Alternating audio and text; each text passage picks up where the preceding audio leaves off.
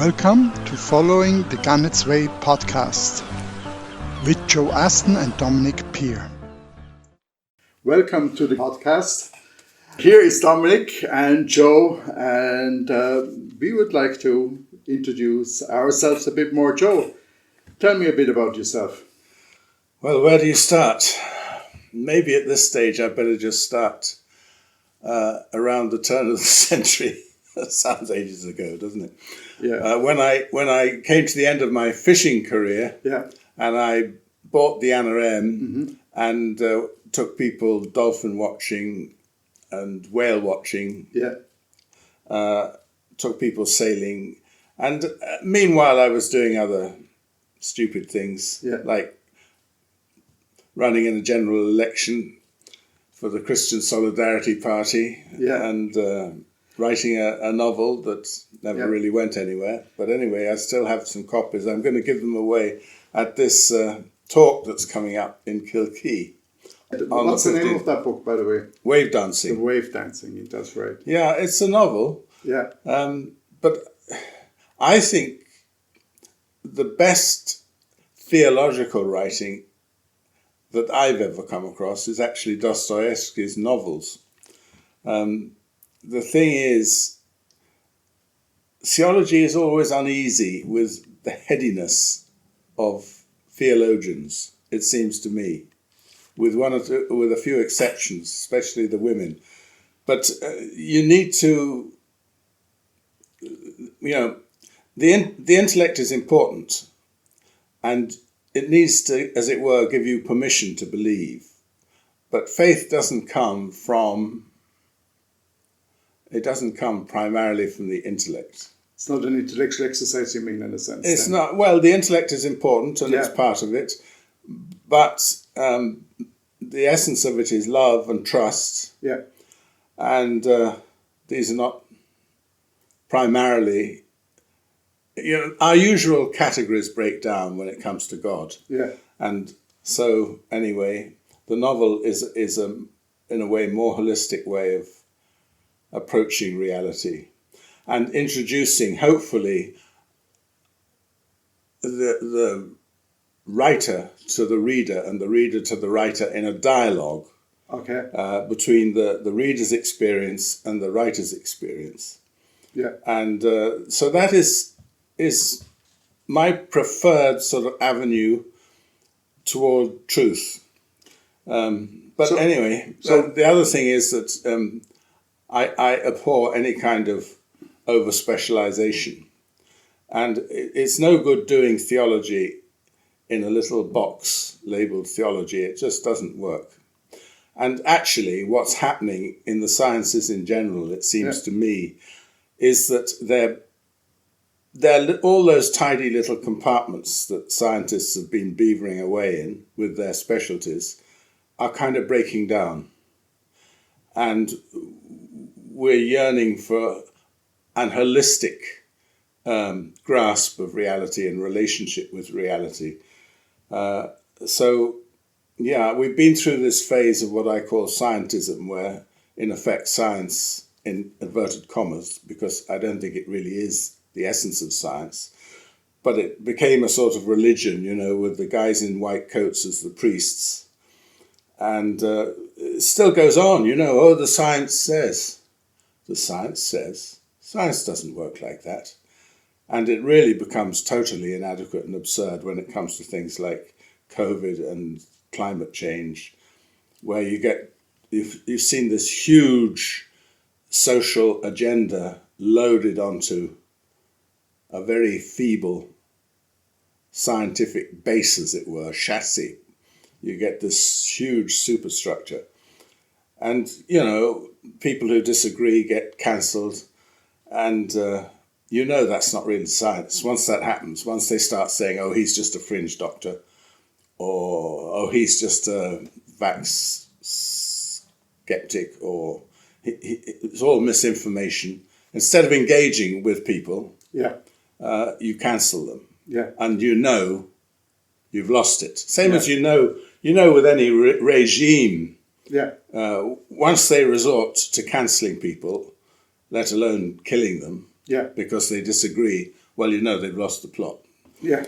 And so it is with scientism, and it's all, in the case of, I think the COVID is really pivotal because it was such a massive global attempt to indoctrinate and establish a reign of fear, and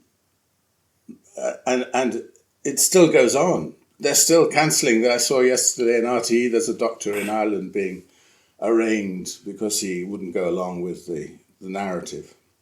So yeah, that certainly had a big impact, Joe.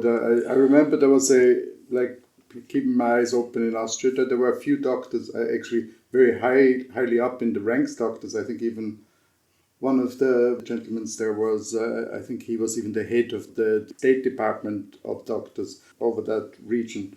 And he lost his job over it because he did not agree with government policy. He actually advised against it. And just because he publicly disagreed with it, he was let go. So yeah, that's a big issue. But we're coming from the hundreds into the thousands. Let's go a bit back. Why do you think? You talked about the book Wave Dancing.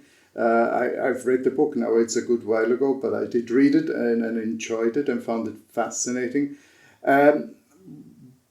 Why the Gannets way? Have you? Okay, well, guys like me play around with narratives. Yeah. And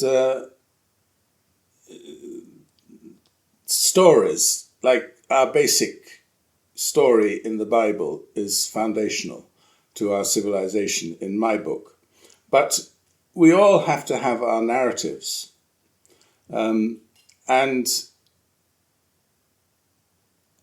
personally, the narratives I grew up with totally evaporated. I mean, I was educated really to be a good servant of the British Empire in a downside in England, which was and was not a public school. It was a public school in its sort of persona, but on the other hand, it was a Catholic public school run by Benedictines, which kind of sabotaged the whole thing to an extent. So the poor old headmaster, we had a monk who taught us history who became the abbot Passmore. Yeah. And he was totally cynical about the exam system. He said, all you have to do is to swap this stuff up as quick as you can and bash it out in the exams and you'll get your marks. So he just dictated notes, and then you had to write an essay, and he would just put a mark in the margin where you got in one of the points that he had given out in his spiel. But then he reckoned the sooner you get it behind you, the better. Then you can start living, sort of thing. Which is a very cynical attitude, really. But anyway, at the end of when he had covered his bit of the syllabus for that class, he'd sit back and put his feet up and say, what do we talk about today, boys? And I remember him saying, well, do you know, he would introduce it with some little spiel. I was in Rome there the other day, at San Anselmo, at the Benedictine outfit in Rome. Yeah. And I was showing them pictures of our school and monastery here. And I showed them pictures of you lot marching into the quad with your old rifles for the parade of the CCF, which happened once a week. The CCF would be... The Combined Cadet Force. Okay. It used to be the Officers Training Corps, but it had been it's been downgraded to the CCF even when I was at school. But anyway, everyone used to march in, little boys with a great big rifle, nearly as long as they were, on their shoulder, and they would parade in, and there were a couple of school teachers who had been officers, so they took the parade, and the senior boy would go up and salute and say, whatever it was, "Battalion on parade, sir!" And so anyway, he was dared to say, "Bacon, eggs and ham, sir!" See what would happen. But anyway, the fathers in Rome were absolutely shocked. You mean you teach your boys to carry guns and train for war? Good Lord. But of course that was the object of the public schools, was really to produce an officer corps for the British Armed Forces. So all that was, we had a general parade when I was there in 1965. Now there, or where was would it there 64? be in like the school? I remember you telling. I remember it's a few years ago, but I remember you mentioning that the school that you went to that was on telly for some show. What was the name of the school or the area? Well, it was Downside School. Downside. Yeah. Okay. Anyway, they had a lovely cricket pavilion Yeah. and lovely cricket ground. Okay. And this is where the general parade, where some bigwig from the army would come down and take the salute. But anyway, the lovely cricket pavilion was bedecked on the morning of the general parade with "Make love, not war," and all the uniforms were thrown in the school swimming pool. Yeah. But anyway, the authorities rose to the challenge and managed to get the uniforms all dry cleaned and the pavilion cleaned up in time for the general parade. But it really was coming to an end, and everybody knew it was coming to an end. Yeah. And you see, I went on to Cambridge. Okay. It really was a step backwards intellectually from Downside, the ferment that was going on in Downside. Okay. Because we had monks there who...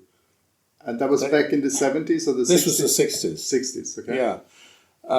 And so you were back to just swatting stuff up for the exams, where some of the teachers and monks had really broken through all that. I mean, I remember one monk saying, he was an intense kind of fellow.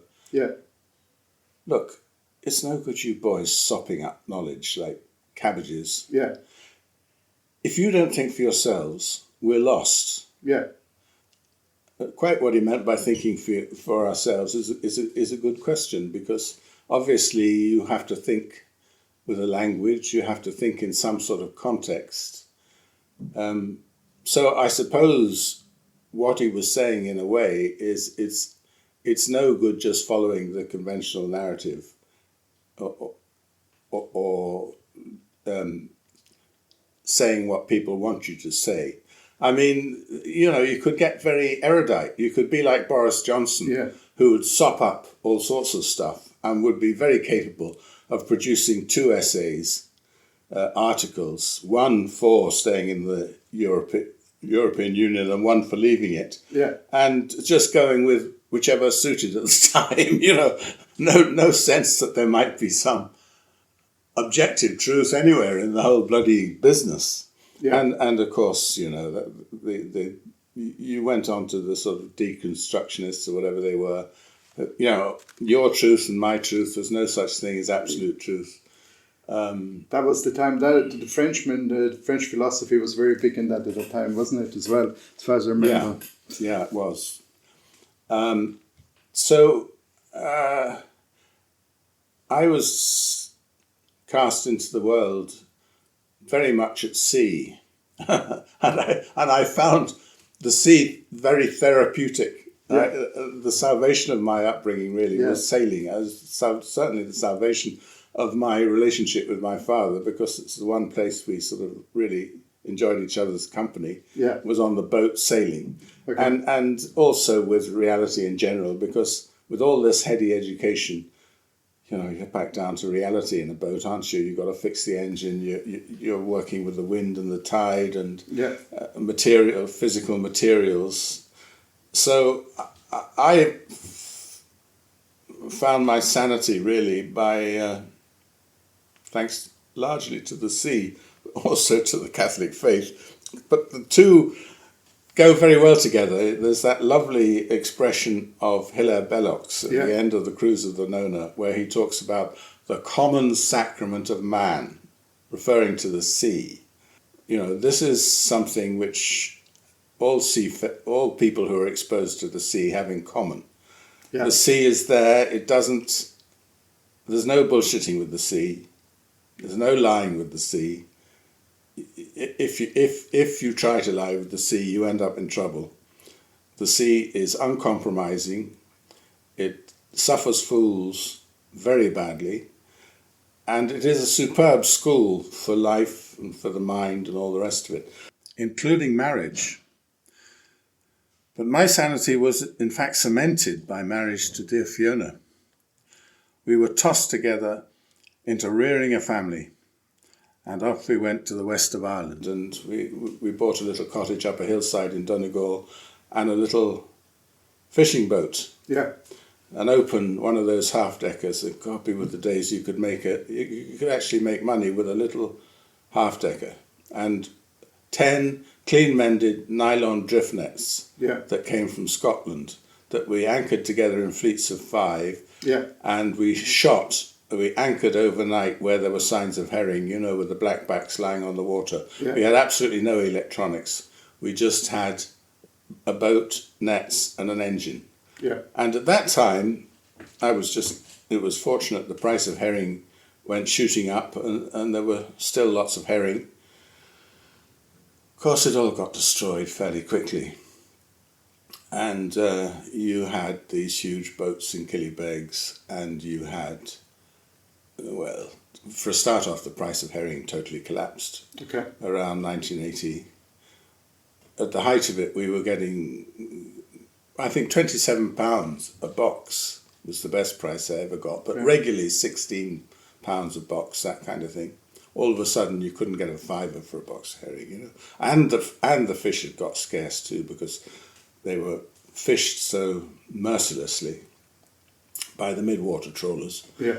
And it was predominantly herring. Well, it was herring then that the money was in. Okay. The herring got practically annihilated, so they went on to mackerel and even crake herring and that sort of stuff. Do you remember? Do you know why the money in those days was in the herring? Well, they were much in demand. They were beautiful herring up there, and it's funny how these things go, isn't it? But they got scarce. The North Sea, in fact, was closed. Yeah.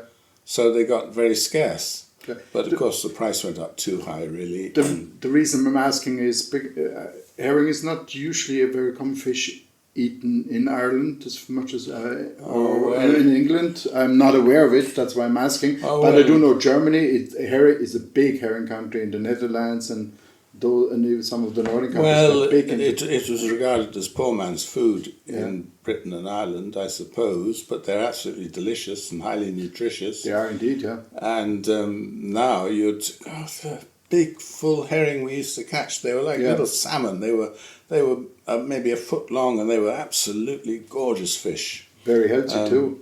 Yeah, So we lived actually like kings. We had all sorts of fresh fish. We had our own vegetables. We had goats for milk and yogurt and cheese.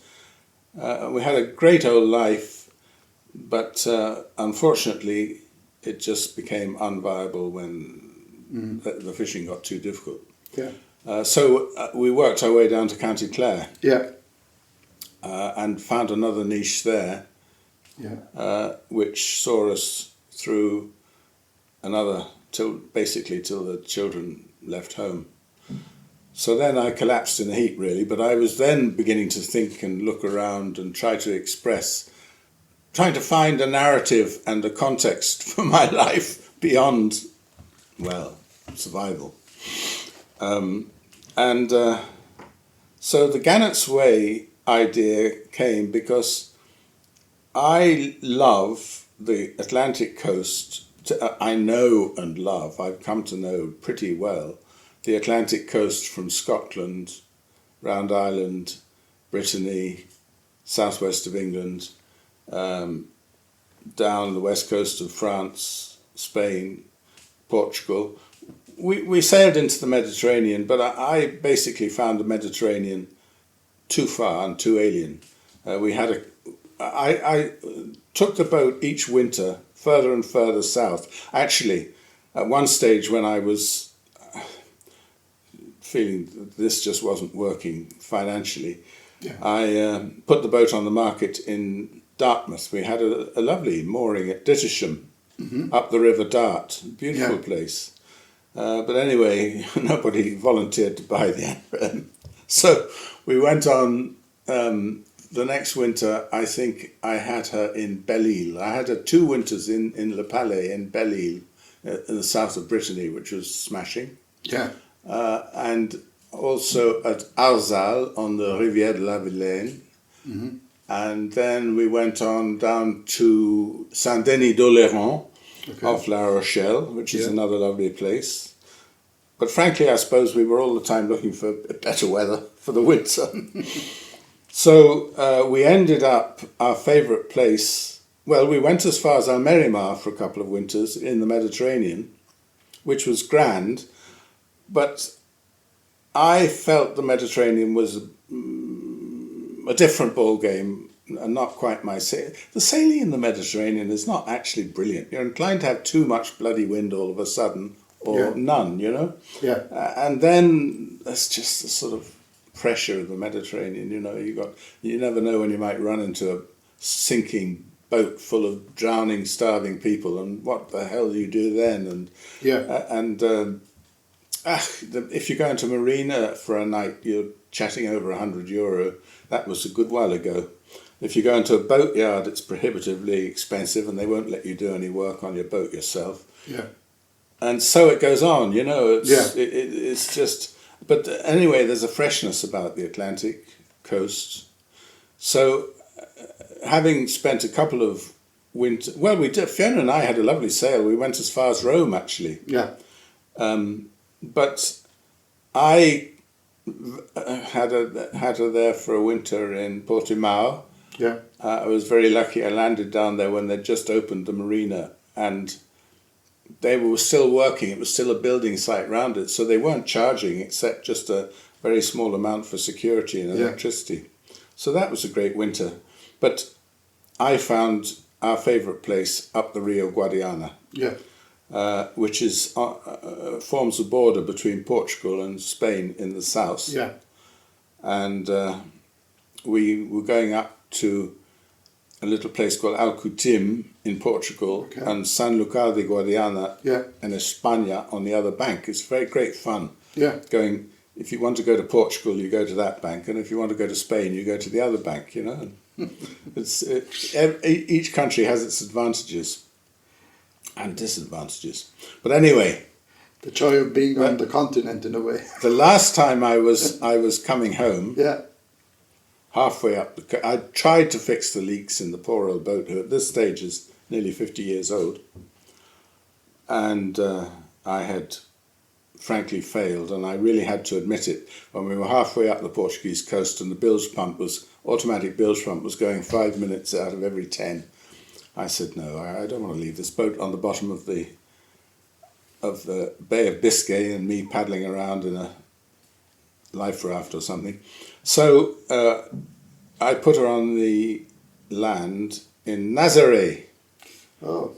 And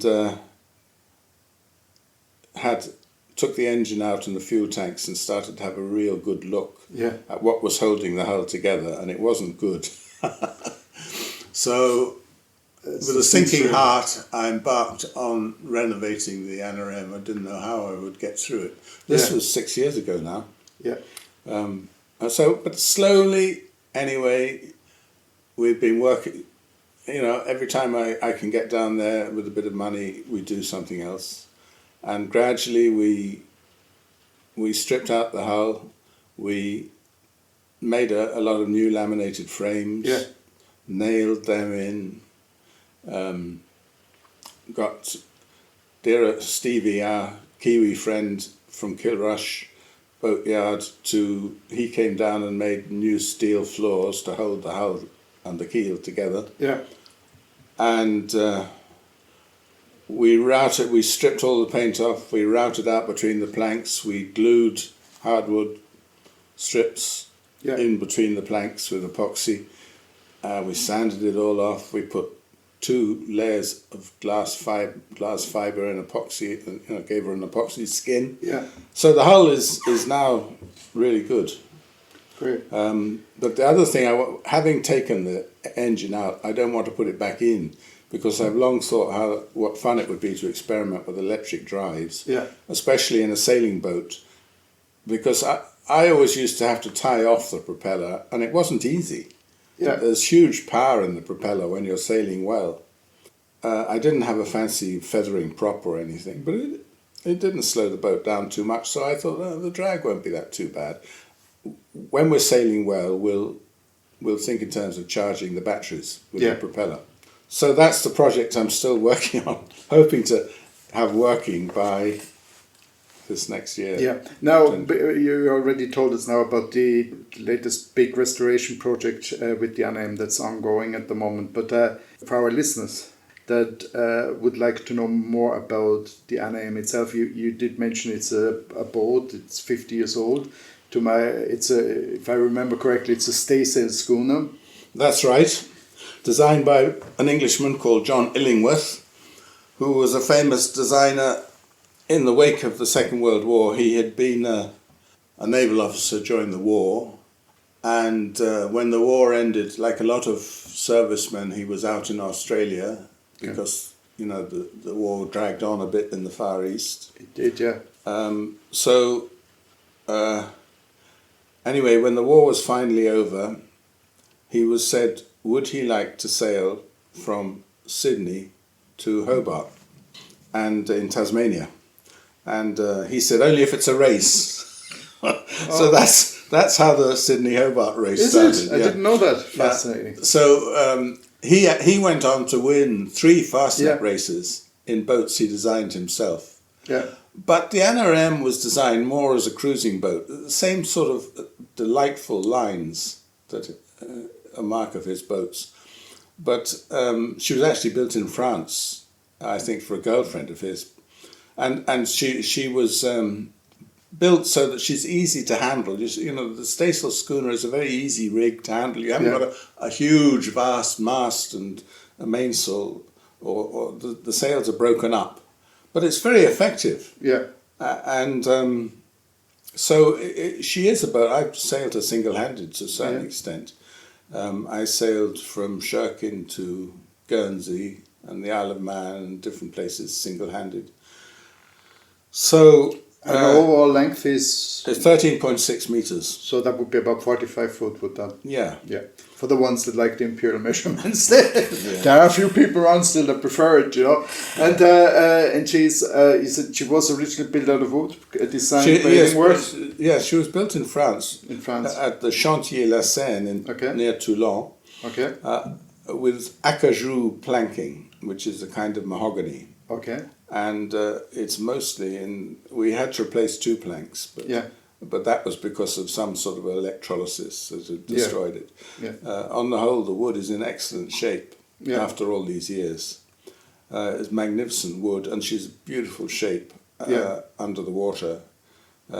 So she'd be a long keel, or she has a long keel? Well, a 3/4 length keel, She was what you might call at the very peak of the development of wooden sailing boats.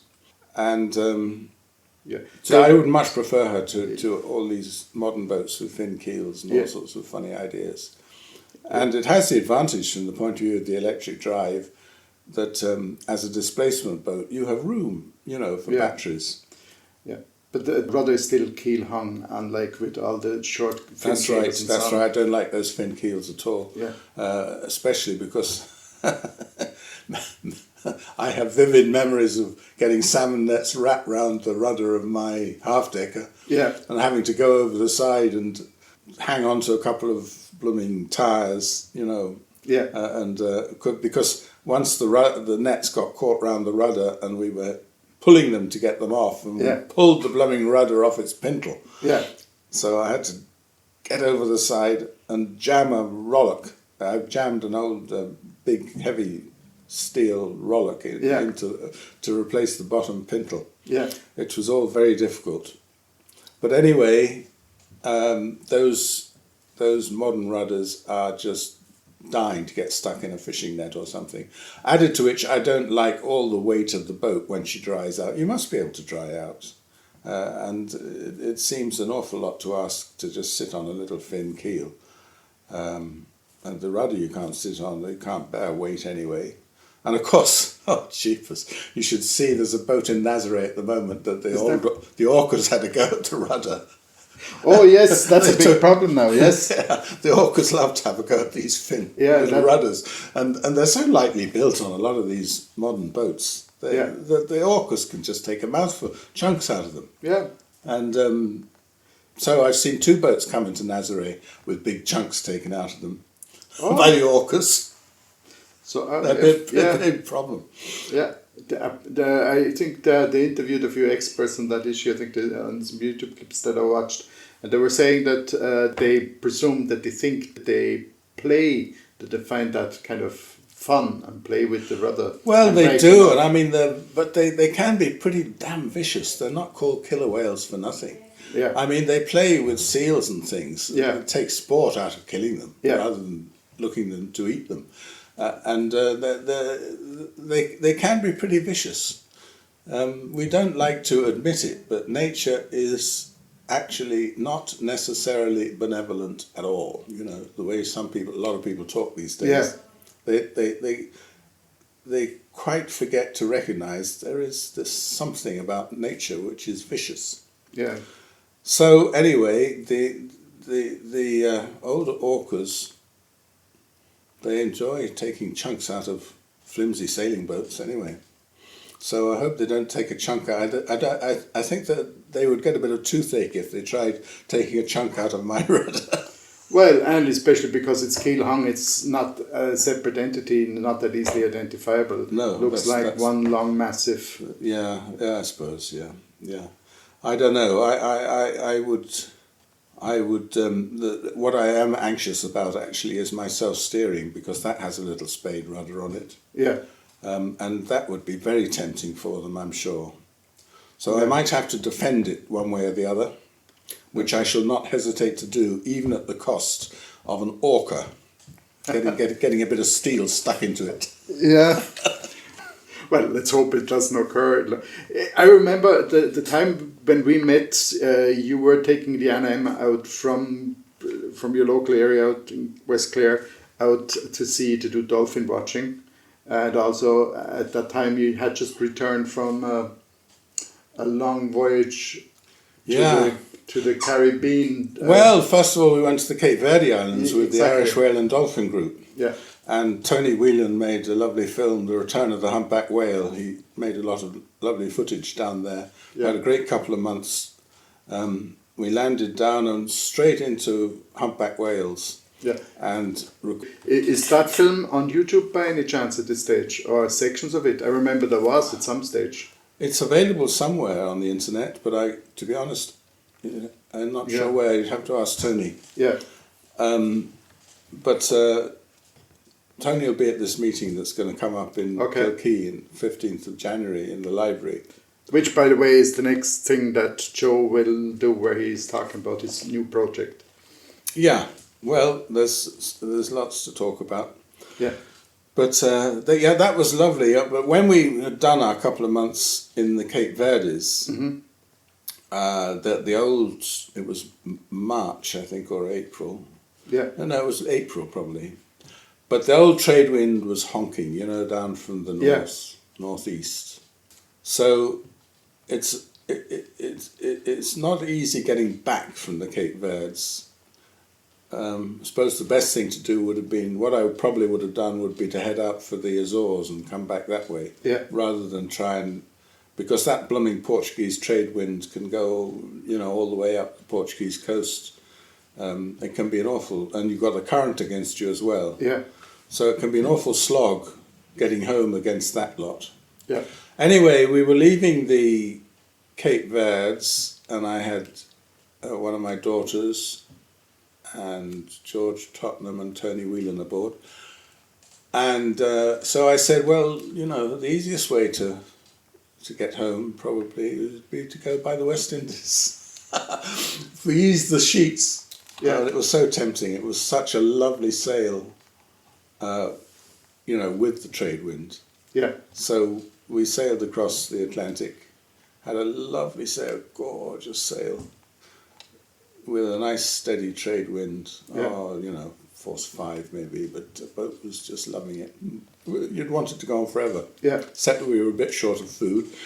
Or there's no fancy supermarkets in the Cape Verdes where we were, so all we had was sort of pasta and, tomato paste or whatever.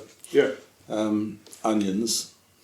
But anyway, we were fortunate enough to catch a fish leaving Okay. the Cape Verdes, a lovely big fish, and we caught another big fish approaching the West Indies. Yeah. So we had a bit of variety to our diet. But anyway, you wouldn't mind because you're out there on the sea and you're sailing. It's just lovely. Okay.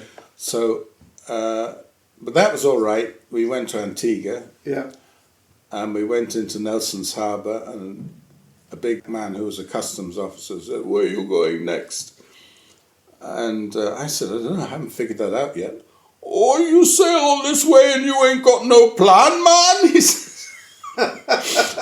So that became a sort of saying. "Ain't got no plan, man." Story of my life. Anyway, we went on up, which is the handy way to go to the Virgin Islands. Yeah. And I got seduced into a classic boat rally in Jos van Dyke. Okay. And we did remarkable. I'm not a racing man, but I have to admit it's fun, Yeah. up to a point, getting the best out of your boat and having something to measure it. So anyway, we did rather well. We came second in our class in the first race to a great big flashy American yacht. But we were starting then the second race, and I was belting off very keenly, and I had a boat on each quarter at the start, roaring along, and this bloody great boat was going to go in the next class, the next start. She tacked, and she intended to go behind us, but she was a traditional sort of boat, and she had a big long boom, which got caught up. I don't know whether it got caught in a running backstay or what it got caught up in, but she couldn't pay off. Yeah. So here she was thundering across our bow, or not. I thought she'd sink us. But anyway, her big bowsprit, the wave just lifted it enough to scrape across our deck, destroy our tow rail, and mess up. But fortunately, it broke the impact and turned the two boats together and broke. The bowsprit broke. Yeah. So there was a fair bit of damage done, but nothing too radical. And the American guy said, "Oh, come on, I'll take you back to the boatyard there." Where was it? I can't remember the name of the harbour. It was on... what is it? There's St. John, and there is the National Park, and all the business in the American Virgin Islands is the other island. I can't remember what it's called. It's named after a Danish princess. Okay. Or at least anyway, he took us to a boatyard there, and I went back to England, to Ireland. Yeah. I had to fly back to England, but I got a flight to Ireland then. And I went back a couple of months later when the guy had done the job. The only trouble is it was then July, hurricane season, not insured, because we were in the hurricane zone. Yeah.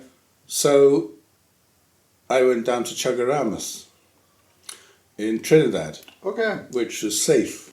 So then I was kind of... which, by the way, a little tidbit, Trinidad and Tobago is part of the Irish province of the Dominicans. Yes. Yeah, so it's fascinating. It's a very interesting place from a religious point of view. Trinidad, there are every kind of conceivable religion there. And I met a Clareman who was a missionary, a Spiritan missionary. Okay. I had met him in Clare. Yeah. So I looked him up, and I got off the bus in amidst a sea of faces in the suburbs of Port of Spain. And big friendly man said, don't be here by yourself after dark, man. But anyway, I found this guy with his big corrugated iron church. Yeah. In his 70s, he'd retired. He'd been a school teacher. Yeah. And everywhere he went, he was stopped by people to talk to him. It was very moving, actually. Yeah. I found it very moving. How these missionaries manage, I just don't know. I do know that he eventually retired, Yeah. and that parish was taken over by 3 local priests. Okay. And he was at that time managing it by himself. It's obviously a thriving parish too, so it's extraordinary. It really is extraordinary what Irish people have done around the world. Yeah. In the missions. Anyway, I was there in Chaguaramas trying to figure out how the hell I was going to get through the hurricane season. Yeah. And I hit on it. Well, I found this was just at the beginning of Chavez time in Venezuela. So things hadn't altogether gone to hell. Yeah. And I found out about an eco lodge about 40 miles up the Orinoco River, across the other side of the Gulf of Paria. Yeah. And so I thought, well, I'll go and look them up and see if I could maybe do something with them, taking people from Trinidad up the Orinoco to this place. That sounded a good idea to me, and maybe I'd managed to knock a few dollars out of it. So I did. I sailed up to this place, and it was an amazing place. No roads there. It's all rainforest and monkeys and parrots, and it's extraordinary, really. I spent a couple of days there and got to know the people there. They were 2 Muslim brothers had started it, who were from Palestine originally, and one of them had gone to New York and one of them had gone to Holland. Yeah. And then when 9/11 happened, they found life very difficult, and they went on holiday to Venezuela together, and they saw this opportunity, as it were, and so that's what they'd got this place going, which was great. They had a lovely big longhouse, as it were, built in the style of the native huts, out of timber and thatched roof, and all sorts of animals and birds and things, and it was a wonderful place. Yeah. But anyway, I went back down the river, and I went to Chaguaramas, and I advertised trips up the Orinoco. Okay. And I had 2 parties lined up and Yeah. call off. Okay. And then I found the reason was that there were all sorts of stories in the paper about boats being robbed, drugs and bodies being washed up on the shore of Trinidad, Yeah. and it was just becoming too dangerous. A lot of drugs were coming down the Orinoco. Yeah. Into Trinidad, and you wouldn't want to come across those guys. Yeah. So I had to give up that idea, which was a pity. And anyway, I left the boat in Granada for a while, which was supposed to be hurricane free. I was very lucky because the next year they had an awful hurricane in Granada. Oh. But anyway, the fact of the matter is I got away with it. Yeah.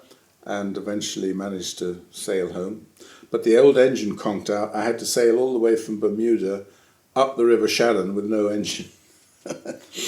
Did you do it single-handed or did you have a hand? No. I had actually a couple of Americans that I'd met in the Virgin Yeah. Islands with me. Well, one of them was an Iranian American, Yeah. and the other guy was they were. I'd met them in the Virgin Islands. They were working in the tourist trade, taking people diving. Yeah. And so I cooperated a bit. I managed to make some bit of money in the Virgin Islands. And they were gung-ho for sailing back across the Atlantic, so they did. And it was very funny. It just goes to show how times have changed. Because we came into Carrigaholt, Yeah. and I had these American guys with me. I said, well, what are we going to do about you? I suppose we'd better see what the authorities have got to say about this. So we wandered into the Garda barracks in Kilrush. Yeah. And the old sergeant there proceeded to have a great chat about America. And said, oh, well, I don't know. There was absolutely no trouble anyway. Yeah. So they went on their merry ways, these guys. And I had to confront trying to... At this stage, we had done a few years in the Shannon Estuary. Yeah. And we just weren't viable. So the only way you could get out of the financial mess I was in really was... One thing that I'd done right was to build a house, which had gone up hugely in value. So we managed to sell that, and we bought the little place on Shirkin. We retreated to Shirkin Island, and we managed to survive there, doing bed and breakfast and sailing trips for another few years, till the old pension came along, which is a great thing. You haven't got to worry about putting food on the table anymore. That's magnificent. So you can indulge your ideas about the Gannets way, and you can even get involved in renovating a mad thing. But I mean, the choice was, well, at the time when I was sailing up that coast, she was insured for 60 grand. Yeah. And as some people pointed out to me, it's a pity you didn't let her to the bottom of the Nazaré Trench, which is 500 metres deep and very close to the shore. But which would have been the sensible thing to do. Yeah. But instead of that, it's not in my nature to do that. And I'm very proud of the fact that whatever happens, the Anna M has probably another 50 years in her now, with any luck, 25 anyway. So that's good, because there aren't many boats like that left in the world, and the longer we can keep them going, the better. Till maybe we might get around to deciding, well, it wasn't a bad way, a lovely shape to build a boat. Yeah. And actually rather nicer. But see, the thing is, there's so much emphasis on performance and getting the maximum accommodation in for the least amount of boat and all this kind of thing. Whereas my idea, when I get out on the sea, is to try and be at home on the sea. Yeah. To be part of this community, which is the sea, of whales and dolphins and fish and people and the weather and the wind and the tide, and to be in communion with all that. And actually, if you're in too much of a hurry, you can't. You know, if you're concentrating on getting off it as fast as you can, you're not really enjoying the communion of being on the sea, are you? So you're back to the common sacrament of man. And that's what I've tried to, when taking sailing trips, that's what I've always tried to do, is to introduce people to this this wonderful sacrament, common sacrament. And that's what I still do. But anyway, I'm now 78, and I know bloody well there's not a whole lot more. I mean, I wouldn't set myself up to take people on sailing trips day after day. But anyway, I'm lucky enough to have a son who says he's going to do it next summer. Yeah. He's a fisherman at the moment. And he reckons he's going to come aboard with the project. Yeah. Quite what we'll do, I don't know. If he really takes to the ownership of the Anna M, I've thought an awful lot about how to structure the thing ideally. I mean, I would love to have an outfit that would maybe go on and commission a much bigger version of the Anna M, do the thing really properly, take people and, you know, sailing trips, marine research, because another element of the whole project is the whole business of, well, marine research. I mean, they're talking about all these windmills and things offshore, off Clare, for example. Yeah. A whole business of modern... and there are those people who say that this sort of development is having a very bad effect on whales and dolphins in America and England. I don't know what the truth of it is, but I do know that we should keep a close eye. We should be aware of what's happening in the sea. And there should be people out there whose interest is not just, you know, the power or the money and so on, but whose interest is in that, in relating to that community, keeping a good eye on those dolphins who represent the whole marine ecosystem, Yeah. and being aware of what we're doing or not doing to them. Mm-hmm. So that's another dimension. Yeah. So there's any amount of possibility, but what is the best structure to support this? Well, I think you start off. Successful ventures often are based for a start on some sort of narrative and some sort of which is tied to some sort of place. Yeah.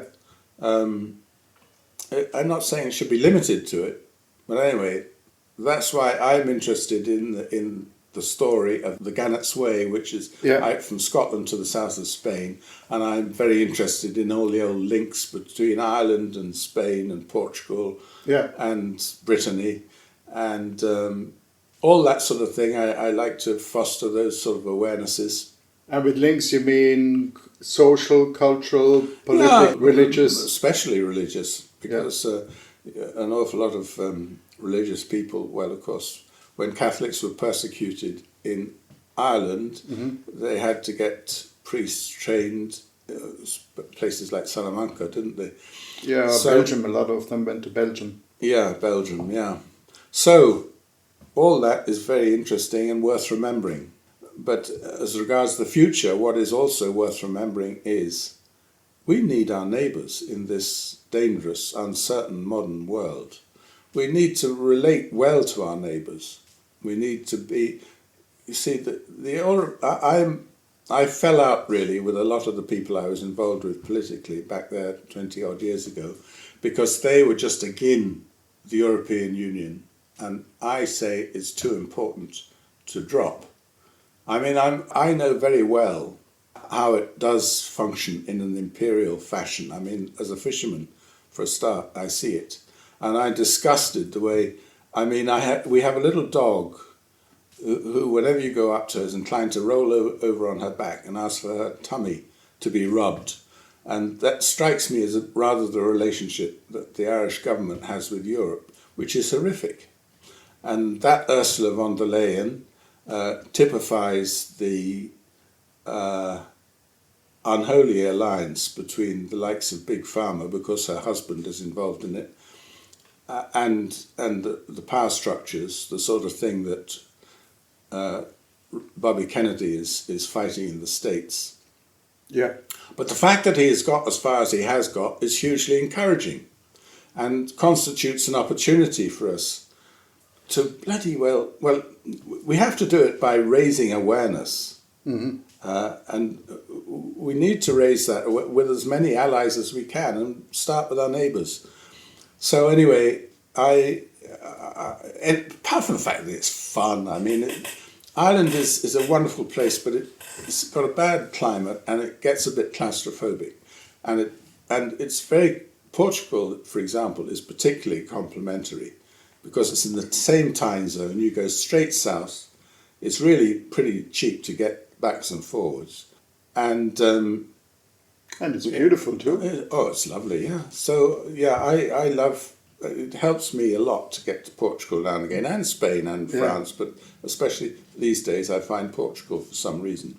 Anyway, partly because the mere fact of being in the same time zone helps, because it means I can have a chat with Fiona when she's not in Portugal, and she's in Ireland and I'm in Portugal, and we can have a chat every night at bedtime, and it's the same time for both of us. Yeah. Little things like that make a big difference, actually. Yeah, it does. But anyway, it's if you considering what's involved in the wintertime, especially, even in a car, you can get backwards and forwards reasonably. Yeah. I mean, the Brittany Ferries thing from Rosslare to Bilbao is tremendous. Yeah, the ferries in general, depending whatever company is doing those lines. Well, it's the only Brittany Ferries that does that run. Okay. Yeah. And incidentally, Brittany Ferries is an outfit that I admire from afar. I don't know that much about it, but I know it started off as a farmers' co-op. Yes, you were saying that, yeah. And one of the things I've taken a bit of an, because I was chairman of the West Clare Development Co-op for a while. Yeah. And it all died a death. But Meanwhile, looking around me, I took an interest in the Kerry Co-op. Yeah. And that fascinating transformation into a vast multinational. Yeah. And I was intrigued by this. It's the great thing about a co-op is the identification with place. Yeah. And the fact that everybody has a stake in it. Yeah. And, fair play to the Kerry men. They made a great success of the Kerry Co-op. But did they, I asked myself, lose something in the process? But anyway, I only found out lately that what happened was when they decided to turn it into a capitalist enterprise, they wanted to keep what they could of the cooperative spirit. And obviously, I mean, it's a huge advantage to any company if the employees all have a sense of ownership, a stake in the thing, they're all taking responsibility as best they can. That is, it seems to me, that the secret of a successful enterprise, really, and a happy enterprise. So anyway, I only found out lately that what happened was the co-op found some businessmen who wanted to invest 30 grand. They were prepared to invest 30,000 each. Yeah. I think there were about a dozen of them. Yeah. So they became the board of directors with the chairman of the co-op, which also had a share in it. The co-op had a share in the company. Yeah. And still has, Yeah. I understand. Okay. And I mean, I've got neighbours who've done very nicely out of farmers who've been, selling their milk to the Kerry Co-op in Clare. Yeah. And they've done damn nicely, I think, as far as I know. Yeah. It's quite hard to know a farmer's business. But as far as I can make out, it's been a great thing for them, to have shares in this very successful enterprise. Another leg to stand on. Another leg to stand on. Well, very nice when you get to the end of your life and you kind of... Anyway, the only trouble is some of them have so many bloody shares, they don't get the same benefits from the state as they would. But anyway, the fact of the matter is, makes at least they're independent of the state much more than in a way. Anyway, I doff my cap to the Kerry men. They've made a success there, and they seem to have hit on a good balance. Yeah, and there's other corporations that work even in a capitalistic sense. For example, but remain corporations.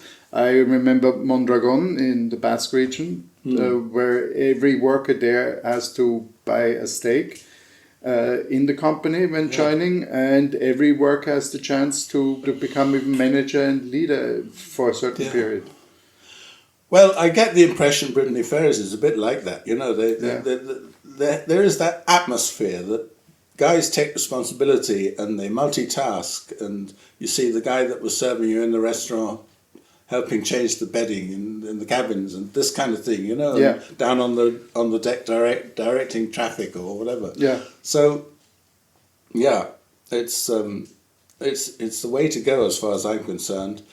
Application being, I have a fantasy of an extremely successful company producing electric drives and fitting marine electric drives all over the world, Yeah, and that has come out of the current repair project, restoration of the MAN. Well, I'm in cahoots with a guy down there who's very interested in doing it. He has a workshop. He's a bit of a genius, but whether he has the... He's an Englishman. It would be much better if he was a Kerry man, to be honest.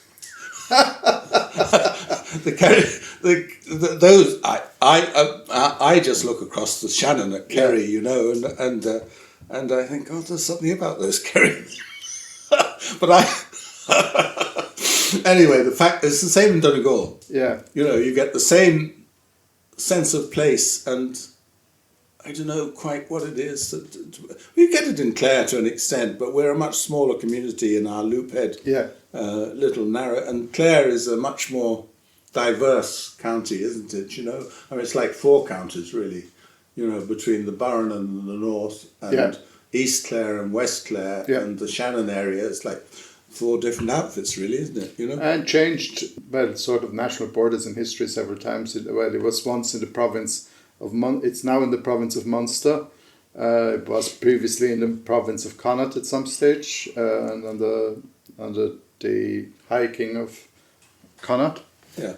earlier on, so because of its position in the channel. Yeah, but that said, they've been doing great things in Loop Head down the years. They have, lately. yeah. And there is a strong sense of place, and that's partly why it's a bit small, but it's got great potential. Certainly a communal sense here in East Clare, anyway. Yeah. So. Yeah, you can get it everywhere Yeah. in Ireland. It's part of the attractiveness of Ireland. Well, you get it everywhere to an extent, but I mean, I just couldn't face living in London, for example. As a young man, I spent a couple of years there. Yeah. But Seems to die quickest in the cities, doesn't it? Well, it seems to. Although I remember every time seeing news reports, when about Ballymun in Dublin, and I don't know about Ballymun per se, but they were always complaining that the original buildings that were replaced with the famous Ballymun concrete blocks, the original ones, that the communal sense of the area was destroyed. So there seems to be that there was a communal sense at one stage. Yeah, there was. Even in cities. About it. And, there's that horrible book about Limerick. Doesn't seem to, from judging by other accounts, doesn't represent the story in Limerick, for example. Angela's Ashes. Doesn't seem to be it doesn't seem to represent the way things really were at all. I actually haven't read the book. But I've seen a beautiful side of Limerick. And I think actually Limerick seems to be... You get the impression Limerick is coming up, which is great, Yeah. And getting a stronger sense of place and pride in their place. Yeah, but it would be also fair to say that I think that the communal structure, the way it would have been in the cities, has been gone. Oh, you'd think they did everything they could to destroy it, wouldn't you? Yeah. I remember there's David McWilliams, it's one of his pet peeves, and he likes to talk about how you should change the structure of the city to encourage the communal body, which is interesting. But I personally prefer the countryside any time over the city. Well, yeah, I mean, I was a bit pessimistic, I suppose, when I rather concluded, well, what could you do with London? Or, it's just it's a whole different world that I don't want to be part of. So, there you go. Hey, Dominic here. Joe and I ended our conversations at this point rather suddenly. We have all intentions to continue our conversation on upcoming topics along the Gannets way and sometimes beyond. If you stumbled across our podcast and you are interested to hear more, then I invite you to click on the subscription button and the notification bell so you won't miss any of the new podcast publications coming up. If you are interested to read some of Joe's writings, then you can do so at his blog, Sailing the Gannets Way, at gannetswaysailing.blogspot.com. Joe will give a public talk on Wednesday, January the 29th in the Sweeney Library in Kilkee, County Clare. We're looking forward to seeing you there.